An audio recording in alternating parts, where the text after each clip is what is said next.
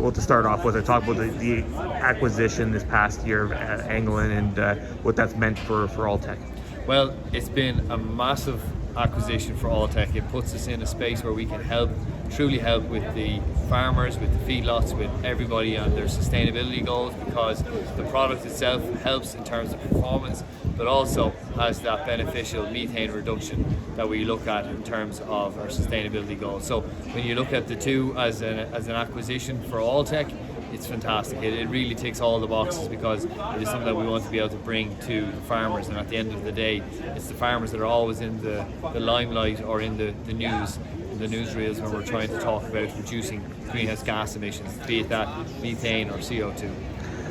There was so much talk about technology today, and you touched on this a little bit just in regards to the importance of using technology to benchmark that data end of it, to understand where we are, where we need to go, sort of thing. Can you elaborate a little bit on that? Yeah, of course. So we're very lucky and fortunate in Alltech that we have a company that we acquired many years ago that's called ECO2. And what ECO2 does is it allows us to measure the carbon footprint of that company. So we work with a lot of large multinational companies.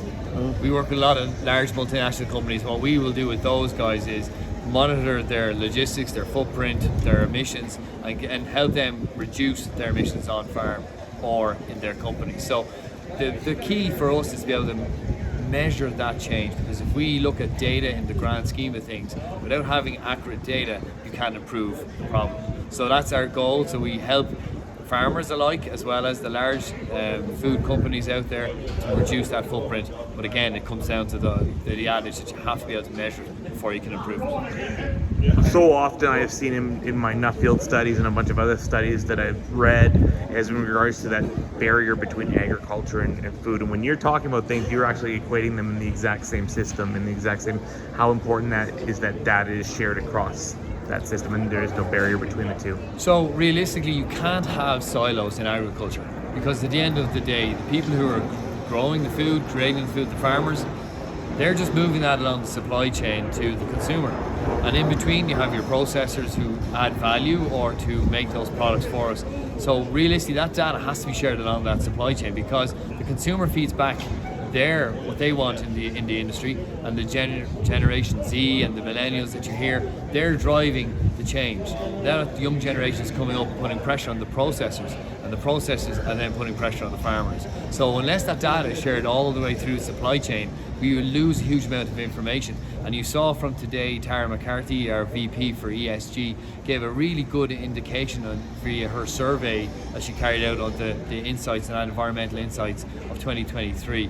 And all of that data informs our decisions as we go forward. So by making sure that we have the data across the whole supply chain, it means we make better decisions. And when we make better decisions, it only works out better for our farmers, because it removes that uncertainty in an industry that is reliant on weather, on fertilizer prices, on energy prices, and all the uncertainty in the whole sphere. So data is key, and making sure it's shared and not held in silos is very important.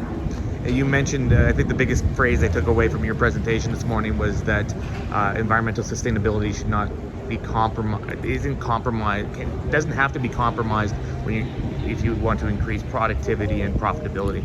Yeah. So when I said that, I said it doesn't have to. You don't have to compromise your performance and profitability for sustainability. It does not mean that we don't want sustainability. Of course we do, but we have to make sure we're taking into account that we get performance improvements and look after our profitability, because we could do everything sustainable, but it would cost us a lot and we would have no food, nothing generated. We want to make sure that we're taking in the performance benefit, and we're making sure that the farmers are able to capitalize on that performance. So with the likes of Angolin, as I discussed in my presentation today, we looked at the benefit of getting that extra milk yield, that improvement in the fat and protein corrected milk, and obviously that feed conversion ratio. So we have those increasing, but also at the same time we saw a decrease in our methane emissions in terms of absolute values and also in terms of our intensity. What we allowed us to do there is quantify the improvements that you're getting from the performance, but then what you're looking at in terms of the reduction of your greenhouse gas emissions.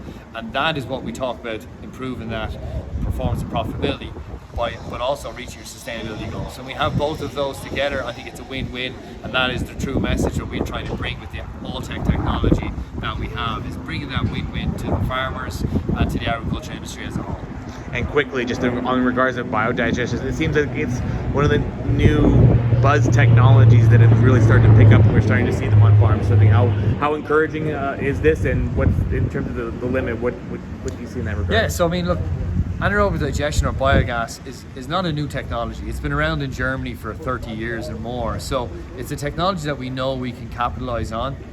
And I think the big message from where we see this industry going is we can use waste streams to generate renewable energy, and it's that renewable energy then that can be used towards the farm. So it's a local supply. You're not relying on foreign fossil fuels like we are in Europe, or worrying about if the sun is shining on your solar panels or if the wind is blowing on your wind turbines. You have a 24/7 production capability from a waste stream. So where we see this going in terms of Alltech is we see it moving to a space where a lot of the large feedlots, a lot of the large farms will have their own anaerobic digester. But the key for this is they will be able to sequester the carbon because they're stopping the release of those gases that would have been present in the slurry just in their own tanks, and what they're using is that digestate.